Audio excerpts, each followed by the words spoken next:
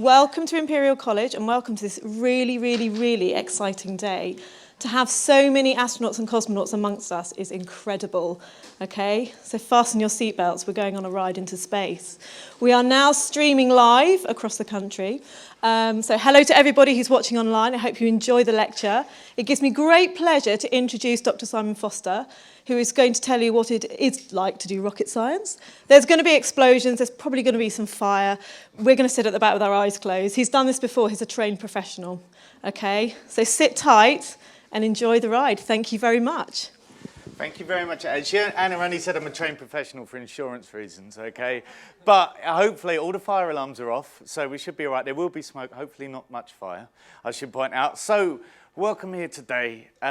We're all here because of the lady in the middle here, Helen Sharman. So do you all remember why this day is important? Got a few hands. Young lady down there.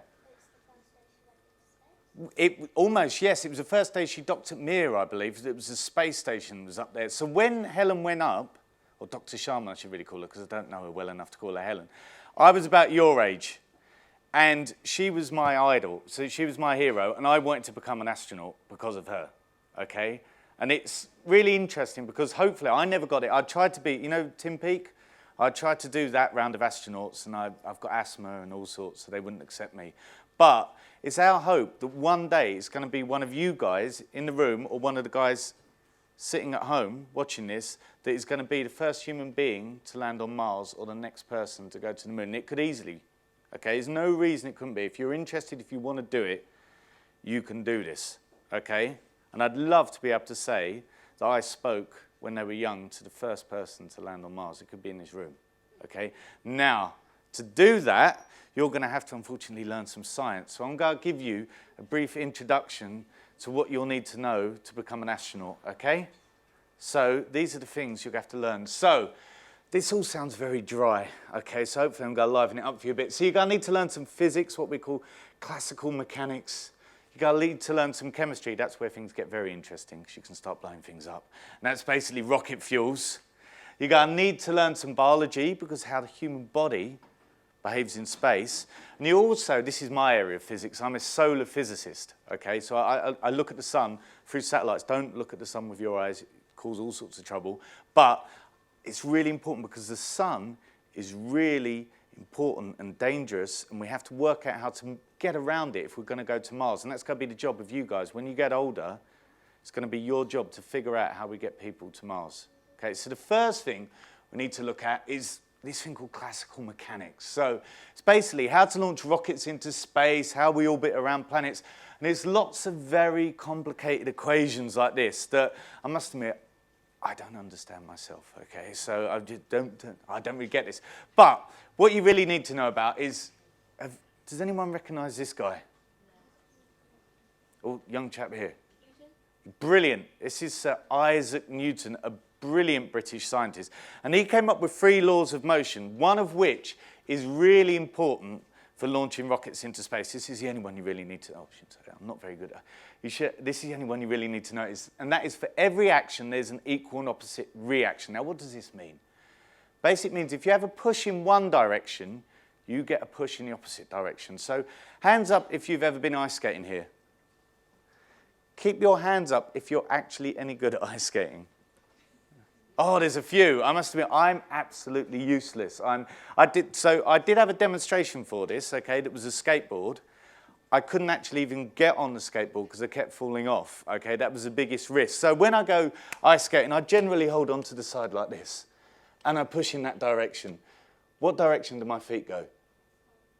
Backwards. So I have an action, I fall down, and I break bones. And I do, okay, which is why I don't go ice skating anymore. This is exactly the same for rockets, okay? So you have all the gas coming out the bottom, okay? You have a push down, and then you have your rocket going up. So that's pretty much all you need to know about how to launch a rocket. So we get onto the interesting stuff, how we get that push. And to do this, we need to look at rocket fuels, okay? And this is where, I must admit, I really like this bit. So we're going to start looking at rocket fuels. So I've got a question for you guys. When do you think the first human being tried to launch themselves into space? So was it about 2,000 years ago? Was it about 230 years ago? Or was it in 1961? So hands up if you think it was A. Ooh, 2. I'll discount you, Michael, sorry. There's 2 in here. Who thinks it was about 230 years ago?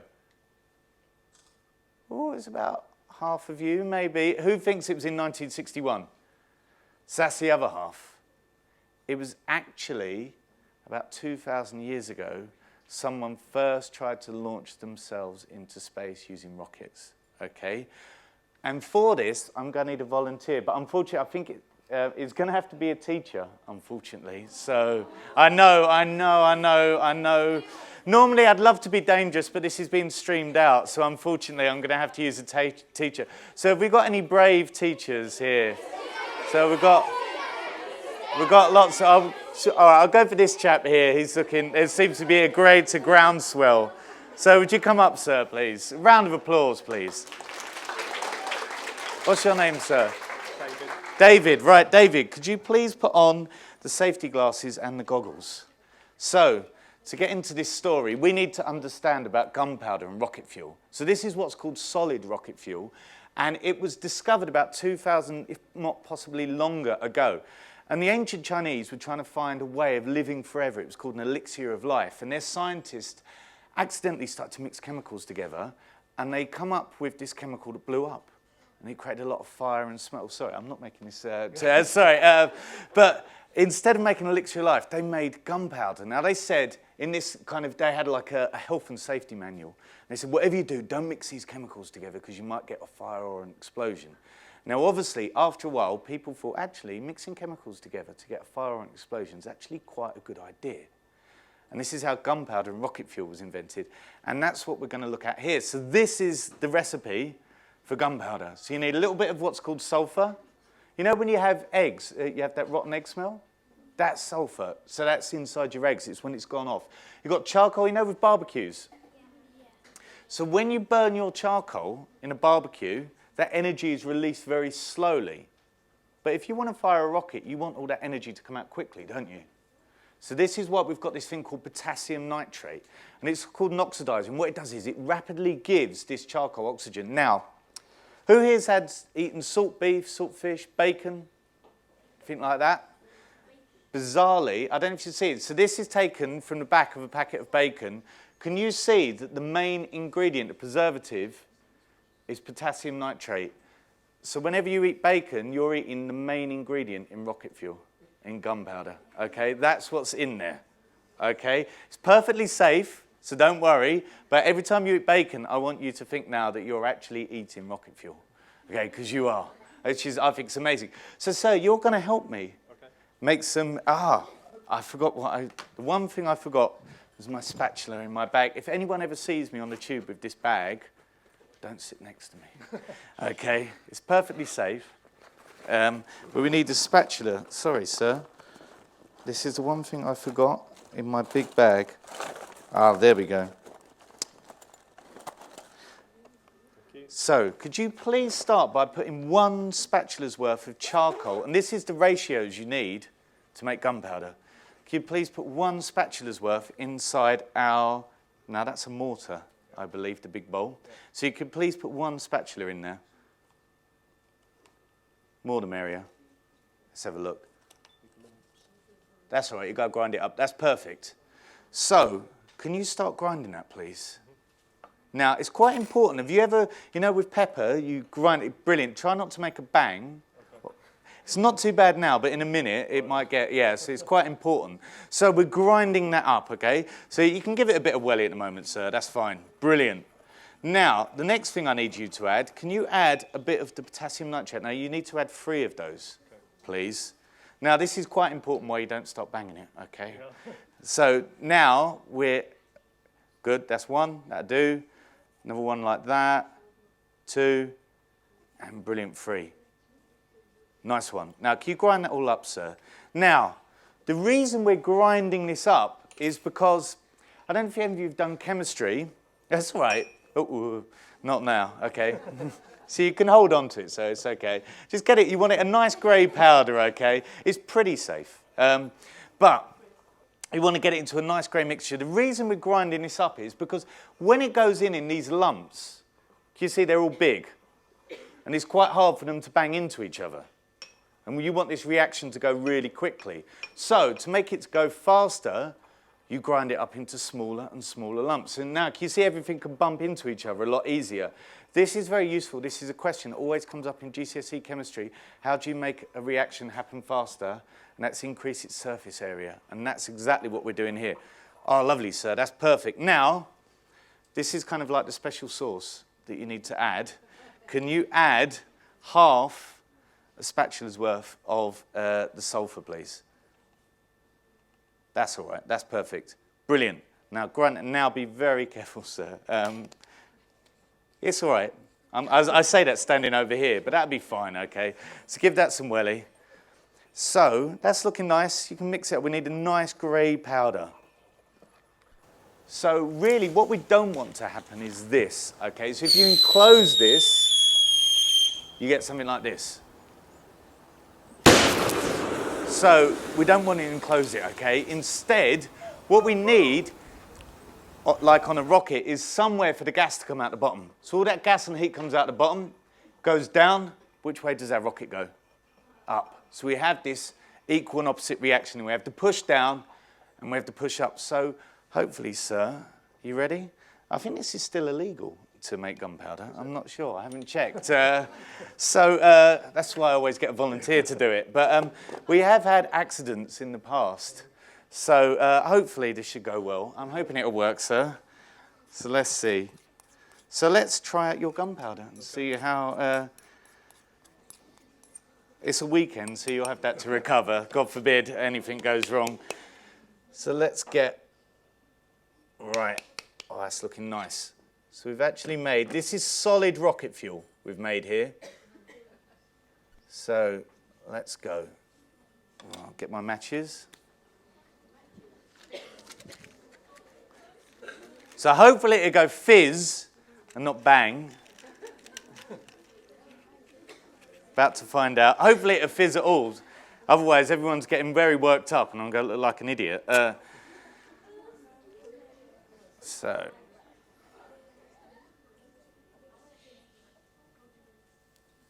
Well, there we go. So it has gone fizz. That'll work. So you would have, we're about to find out if the fire alarms are off. They are. Oh, and the mat's caught fire. That's going very well. A bit too well, sir, actually. Whoa. Let's put it over that. And the mat has caught fire. There we go. But it worked. Well done, sir. So you have made rocket fuel. Thank you very much. So that is how easy it is to make solid rocket fuel, okay? So going back to the first guy who tried to launch himself into space, his name was Wan Hu, and he was a Chinese scientist, okay? And China was huge at the time, and it took ages to get around it. It still is, but you've got trains, planes, cars. So he had a brilliant idea of placing 36 rockets at the bottom of a chair, which he would then ignite and use to fly around, possibly into the heavens, possibly into space, okay? Now, according to the records, he disappeared in a puff of smoke, never to be seen again. Okay? Now, some people say, yes, this worked, other people didn't. Now, I didn't do this, but have you all heard of Mythbusters? Yeah.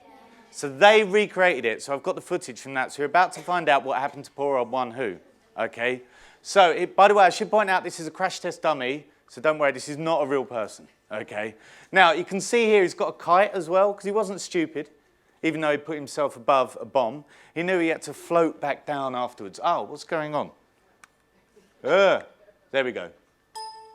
What is going on? Sorry. I don't know what's going on. Sorry. Here we go. Right, so we're about to find out what happened to poor old Wan Hu. 2, 1. So there was a puff of smoke, and he possibly wasn't seen again, okay? Which is possibly why no one attempted this again, for quite a long time, okay? So people use fireworks, but no one really tried to launch themselves around for a very long time. So I need to fast forward, and this is terrible, about 2,000 years. Oh, someone's brought a fire extinguisher in, which is a bit late now, but anyway, well done. I have got my little one down here. So we've got to come back to have you all heard about World War II? Yeah. In history? So, a terrible time. And the German scientist at the time, a guy called Werner von Braun, who went to work for the Americans after the war, he developed something called the V2 rocket. Okay?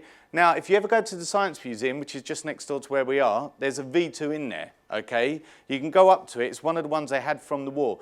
You shouldn't, oh no, I was going to say, you shouldn't touch it. Okay? Whatever you do, don't touch it. But it's there. Okay? And it's absolutely amazing.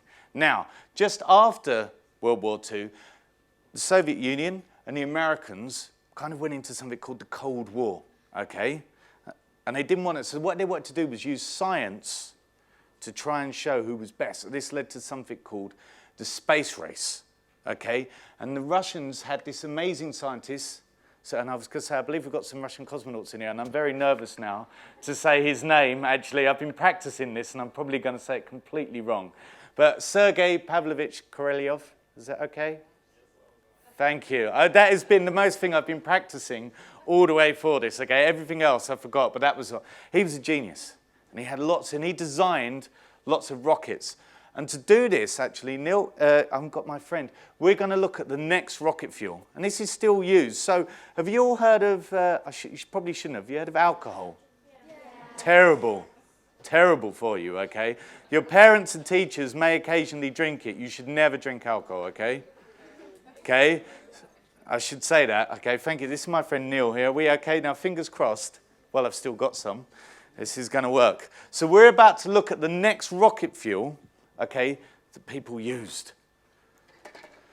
Oh, have we got, so this is the most important thing I should say that any scientist can have, and that is a meter ruler with a splint sellotape to it, okay? This is the most important thing any scientist can have. Oh, sorry, Neil.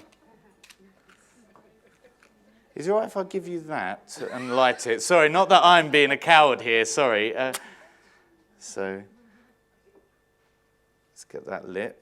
Now, we're about to see what a tiny amount of alcohol can do. I'll tell you what, Neil, if I take it off, will you be able to light it? Yeah. Sorry, I do look like an utter coward now. Sorry, getting my friend to do it. So, we're about to look at rocket fuel. Whoa! So that was a tiny, tiny, tiny, tiny, tiny... Thank you, Neil. Sorry, I do feel like... I wish I'd done it myself now, because that was brilliant. Sorry. A round of applause, please, for my friend Neil. That was a tiny amount of alcohol, liquid propulsion, that managed to get the first rockets into space. Now, the first satellite that went into orbit was something called Sputnik. Have you heard of Sputnik 1? So... this orbited around the Earth in October 1957. And if you had a radio, you could tune in and listen to it. Okay, you could tune into the sound. So this is what Sputnik sounded like as it flew over. Now, that doesn't sound that scary, does it? Just sounds beep, beep, beep. But to many Americans, this was the scariest sound they'd ever heard. They didn't know what it meant. It actually just meant beep, beep, beep, hello, I'm here. But they got very scared. The other problem with it was that at the time in America, Americans had remote control garage doors that used remote controls.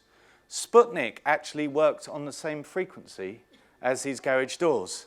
So every time Sputnik flew over, their garage doors started to open and close. So this sound meant their garage... So everyone got slightly concerned that they could have their remote control garage doors controlled. This got them very scared, so they thought, we've got to do something about this. We've got to get the first human being into space. Unfortunately, that didn't work out too well either, because the first human being in space is someone everyone should know. It's this chap called Yuri Gagarin. And he went into space, he orbited around the Earth in 1961, okay? So this got the Americans very, very scared, because now they had a satellite that could control their garage doors, and they didn't get the first human being into space either. This was very bad. So they decided they had to go to the moon. But to do this, you needed bigger rockets, and bigger rockets needed bigger fuels. Okay, alcohol, so this is a V2 down here. These are little rockets that used alcohol. So this is the rocket that got people to the moon, okay? And to do that, obviously you needed a lot bigger fuel, and this is what we're going to look at now, because you can actually use water as fuel. Now, I know that sounds really bonkers, doesn't it? So, water, do you know the chemical formula H2O? You might have heard this. That means it's 2 parts hydrogen and 1 part oxygen, okay? So the hydrogen is slightly positively charged here, and the oxygen is slightly negatively charged. Now, hopefully my friends up there are going to bring a demo down that we're going to show you, okay? Now, you'll be able to try this. Have you ever heard the phrase opposites attract? So positive, like on a magnet, the north and the south attract to each other. Positive and negatives attract to each other, okay? I promise you, if you ask, I'll answer at the end, okay? So what we've got here is, if you've got a battery and a cup. You got one? Right. What you're going to do is you're going to help me make some rocket fuel, okay? So you can use electricity from the battery to pull apart the hydrogen and the oxygen. So what you need to do is, can you just place the battery into the water, please? Now, can you see there's a big fat terminal, like a kind that's got 6 sides. That's slightly negatively charged. Can you see, hopefully, can you see bubbles forming on it? That's hydrogen gas. That's rocket gas, okay, which you're making there. Hopefully you can see it coming off, lots of rocket fuel. Now, that's perfectly safe, I should point out. Don't worry too much. But this is how you make rocket fuel. So you make hydrogen this way because it's very easy, okay? Because when you react hydrogen and oxygen again, you just get water, but you get lots of energy out. So it's easy to make. You're making it there. Doesn't produce any pollution because it only makes water. And you get a very powerful explosion, which, again, we're about to find out. So we're about to use the best rocket fuel on the market now. So hopefully... So I've got it boxed off. So I've got a couple of balloons full of hydrogen here. Don't worry. I'm a lot closer than you. So if anyone's getting badly burnt, it's me first, okay? You only get slightly burnt. So let's try this out. Actually, I like this a bit further away. So hopefully someone's given me hydrogen and not helium, because that wouldn't work too well. So let's see what happens to our rocket fuel. Whoa! That was a lot bigger than I expected, I'm not going to lie. So that is very easy to make. It's what you're making in the cup there. That's rocket fuel. Did you see that was a tiny, tiny, tiny amount? And they gave a very big explosion. Okay? So that is what got human beings further into space and onto the moon. So that's how we got to the moon. And the Americans got the first human being on. Now, problem with going to the moon, can you see this backpack here? He has to wear a spacesuit. There's lots of issues with going to the moon. The first one is, have you ever heard of anything called G-force? Yeah. Brilliant. If you've been, well, you shouldn't be driving yet, but if you're driving in a car or on a tube or on a bus, you know when it accelerates, you feel yourself being pulled backwards. When it goes around a corner, you're pulled in the opposite direction. That's G-force. Okay, it's like anti-gravity.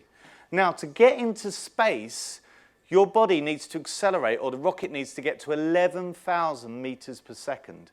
That means it's traveling at 11 kilometers each second. That would get you to New York in about 9 or 10 minutes. Okay, it's quite fast.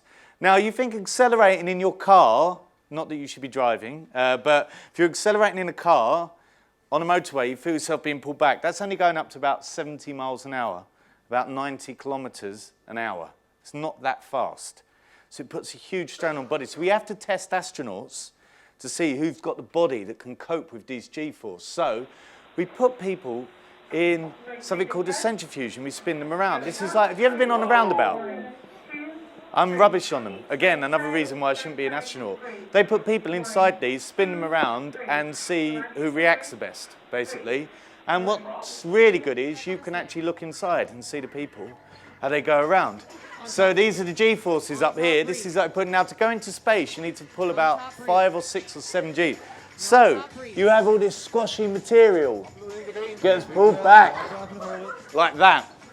Can you see them finding it really hard to breathe? Because their lungs, can you see them, she's taking deep breaths, because your lungs are being squashed. So it's really hard. See how, the other problem is, you've got your blood is being pulled down to your feet and away from your head. They are enjoying themselves. So the blood is being pulled away. You see, in this guy here, he can't focus anymore. It's called, they lose consciousness. So she's really good. The women in this do a lot better than the boys, I should point out.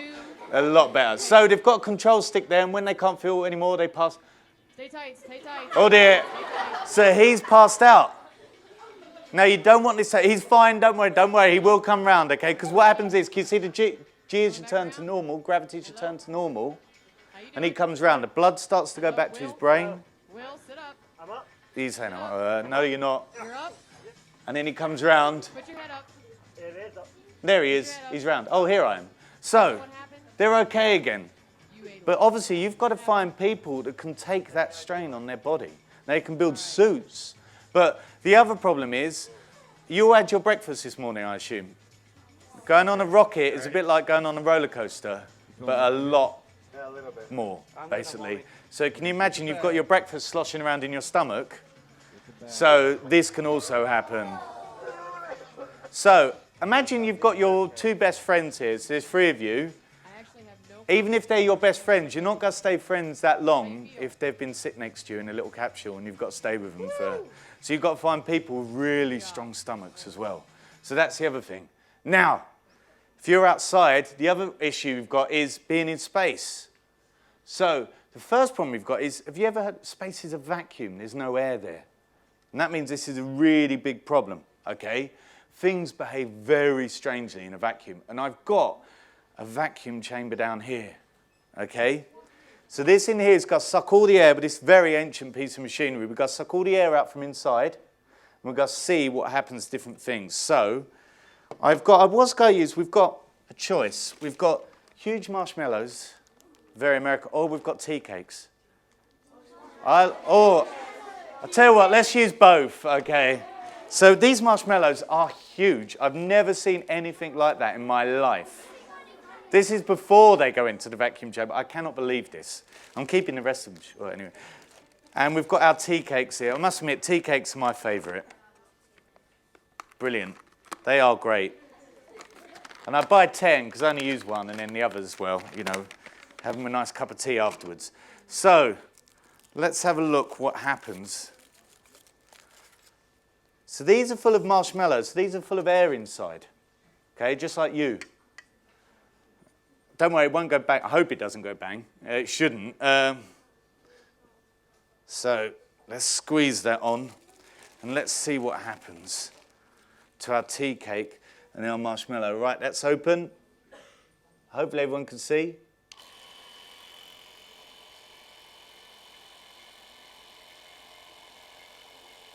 You can see it getting bigger and bigger and bigger. This is a bit like the air inside your body. You've got air inside your lungs. You need a suit to contain the pressure. The American marshmallows did very well. You would not want this happening to your body, so your body would start to swell up without a spacesuit to control it. You know, you always see in movies, people go, and they blow up. This is what would happen to you. Not particularly good. So this is why you need a spacesuit when you go out in space. So if I seal that off, now if I remove the vacuum, you can see what happens, hopefully. It shrunk back down to normal size. So you would be all right afterwards. Hey, taste teachers, by the way, if you do this in classes, the chocolate tea cakes taste amazing once the air has been removed. You get a massive sugar rush. They are brilliant. Now, the other thing you can put inside it, and hopefully this chamber doesn't work quite as well. So this is in my lab. Now, I hate having to use a video, but Water boils at room temperature in a vacuum. So it boils at only about 10 degrees. So can you see here, this is my big vacuum chamber in my lab. Hopefully if you zoom in, I might skip on. So your blood is about room temperature. In space, this is what would happen to your blood. This is really important as to why you've got a spacesuit. Can you see bubbles forming? So water boils at room temperature in space. This is why you definitely need a spacesuit, okay? So that's why you need, so you have to be careful about your human body in space. And when I turn it off, hopefully, come on Simon, turn it off. You can see it stops boiling. So it wasn't a magic trick. The other thing we've got to be careful of, and that's what a spacesuit is actually, space can get very hot and very cold. Okay, the temperature difference. So we're going to look at what happens to your body in very cold places like in space. So I've got this stuff here is called, have you ever heard of it? It's called liquid nitrogen. It's about minus 200 degrees. I should be wearing gloves.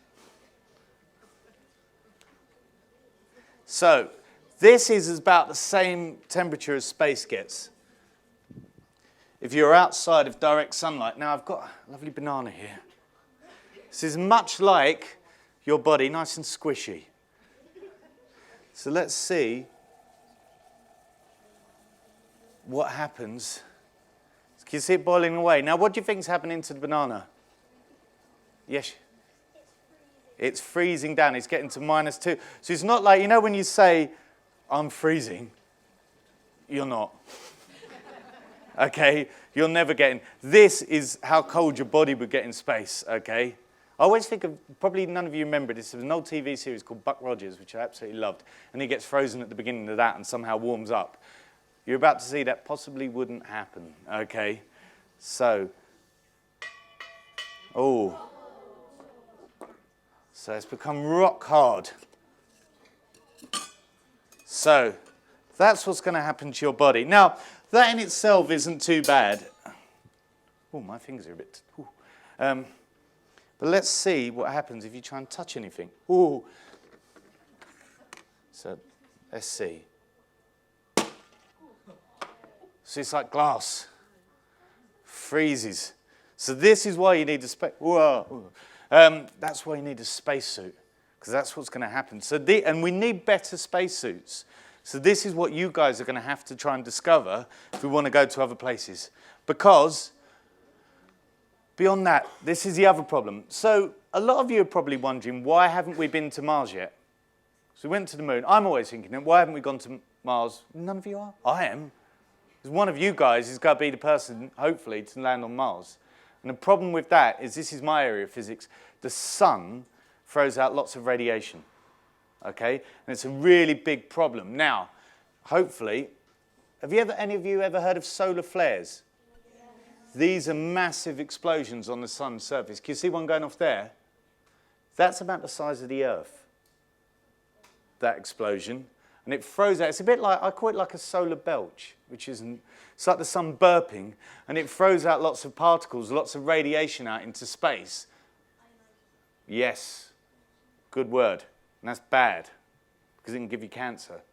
So this is why we've got to try and get around this problem. Now, if you can all put on your 3D glasses, we're trying to solve this problem, okay? Because we've launched satellites, and my friend says, this is one called Stereo. Does that look like it's in 3D? We're trying to work out when these solar flares are going to hit the Earth. And hopefully, can you see it moving? So bizarrely, we've got two satellites called Stereo that are constantly looking at the sun, like your eyes. Because if you've only got one eye, it's very hard to see the depth. With two eyes, you can actually see where stuff's firing off. Can you see the stuff here? So that's going to be one that's going to explode. So when we're going to Mars, or when you guys are going to Mars, we'll be able to tell you when to be careful in case one of these is coming in your direction. And hopefully you can see it here on the left. Can you see one there? This is a close-up. Can you see it bubbling away? And this is the thing. As you say, it's going to blow. We don't know when it's going to blow. That's a problem. Really dangerous. And hopefully here's another one. So we need some of you guys to become solar physicists. Possibly better than me, I will admit, because we need you to work out what the sun's doing. And here's one, here's another one.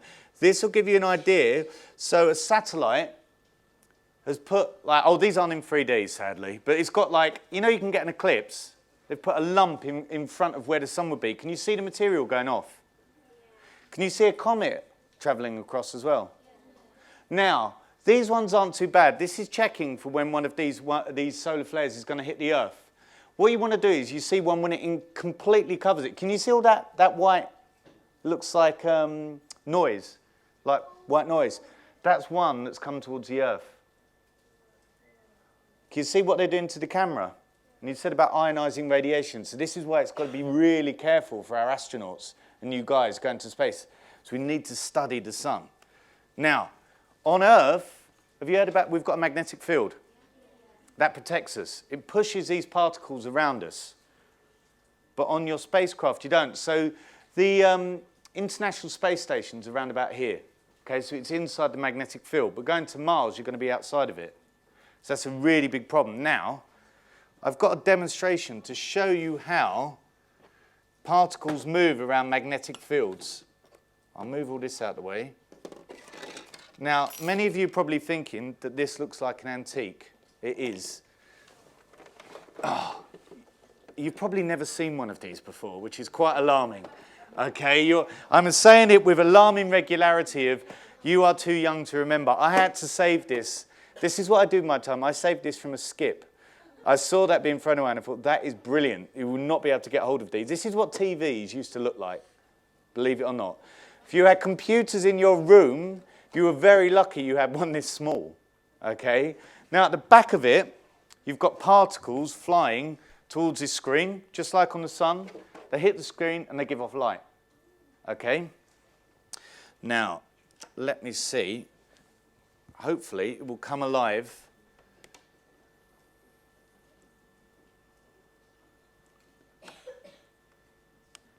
Ah. Sorry, wrong one. Is it coming alive? Yes. Now, have any of you still got a TV like this at home? You have. None of you should do this, okay, if you've got one of these. But you know a stereo speaker? It's got a very powerful magnet at the back, so it creates a big magnetic field. So we're about to see what the Earth's magnetic field does to... Oh, don't worry, it's not going... If it bangs, trust me, I'll be as surprised as you. But we're about to see what happens. Can you see the magnetic field moves the particles out of the way, just like the Earth's magnetic field does. So the particles move along and they get pushed by the magnetic field, just like the Earth's magnetic field does. And this is what stops us, the sun, hurting us. So you're going to have to create something that does this for a spaceship that goes to Mars. Okay, this is what we need you guys to do. Now, you won't be using this on a rocket, okay, I should point out.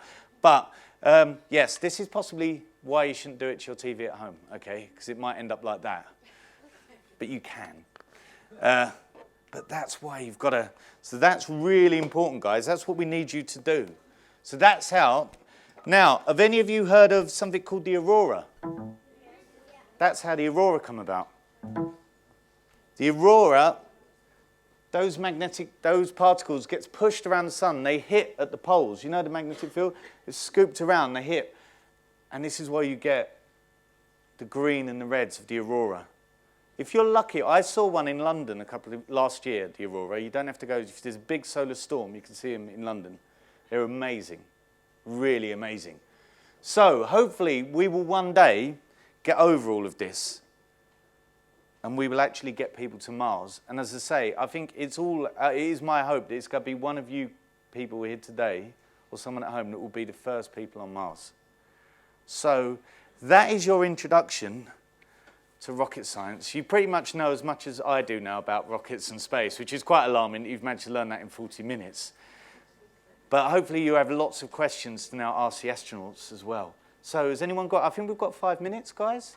So has anyone got any questions for me? Oh, yes, young lady. You don't? Why did you put your hand up? Oh, okay. Yes, young man. Was the moon landing fake?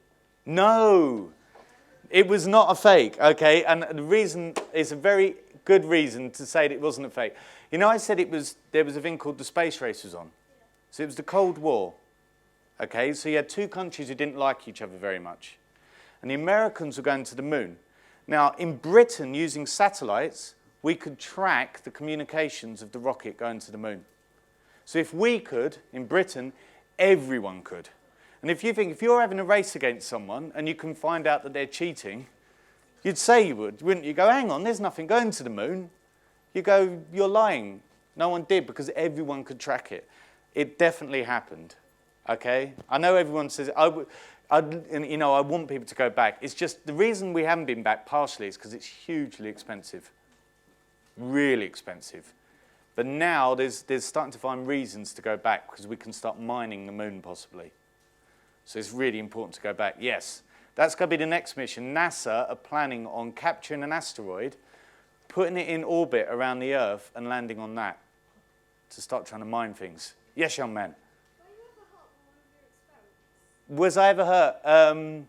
This is on camera, so no. Okay, I've still got on my fingers. You can't really see a lot of the burns. But no, I wasn't, luckily. I take a lot of care. Yes? What happens inside a black hole? What's happened? Oh, you get something called, it's not very nice.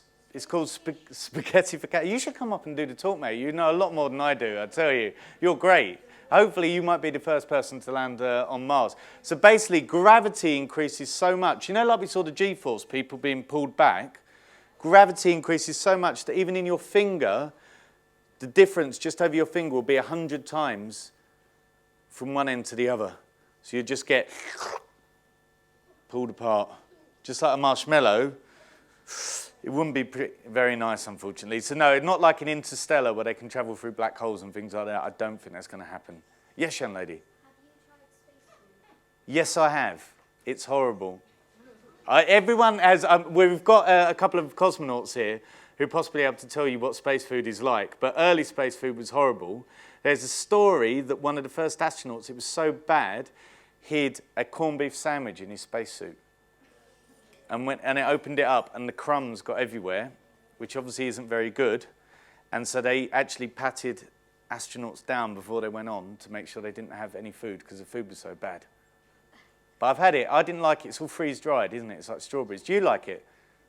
Oh, sorry, I was saying to you who asked the question, do you like it? Space food? Me? Yeah. Oh, right. I have tried it. Try it. You can get it from the Science Museum. The ice cream, the only one that's any good is the ice cream sandwich. That's quite good. That's passable. That's passable. Yes, young lady. What A-levels and stuff did you do to get to become a doctor? I did, and I shouldn't say this on TV, but I was never the brightest. I did physics, chemistry, and maths. I only got B's and C's.